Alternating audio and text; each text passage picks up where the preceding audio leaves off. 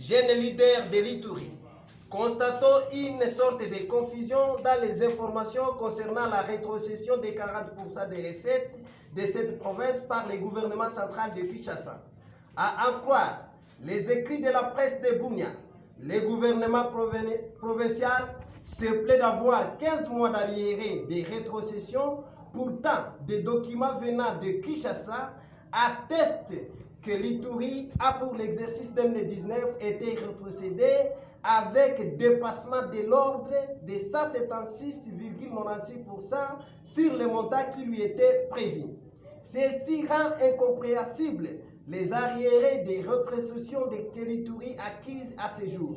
Où est parti cet argent? Rappelons que l'Assemblée provinciale de l'Ituri a voté le budget de l'exercice 2020 de cette province sans avoir reçu la réduction des comptes de l'exercice 2018. Elle a aussi dernièrement reçu le projet de budgétaire 2021. Nos sources renseignent que ça, des annexes en rapport avec la réduction des comptes de l'exercice 2019.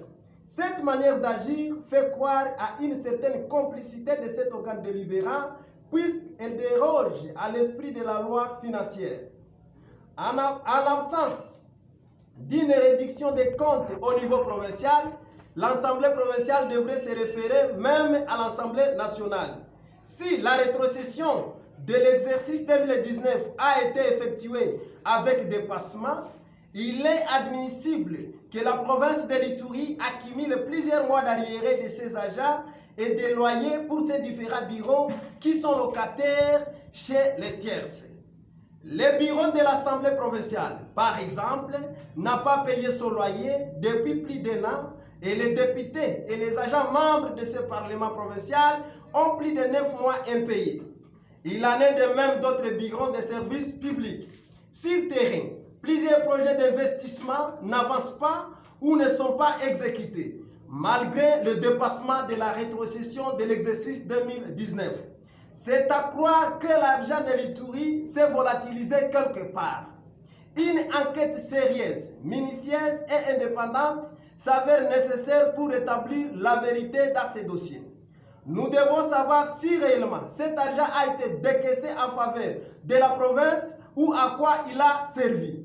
Nous exigeons sans délai la retenue à la source des 40% des recettes réalisées par la province de l'Ituri dans tous les secteurs. L'argent alloué à la sécurité, à l'assistance aux déplacés, à l'achat des transformateurs, fait-il partie de ces lots?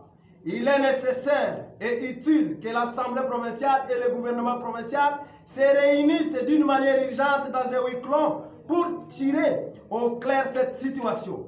La population a besoin de comprendre ce qui se passe. Christian Chaouri, coordonnateur des jeunes leaders de la province de l'Ituri.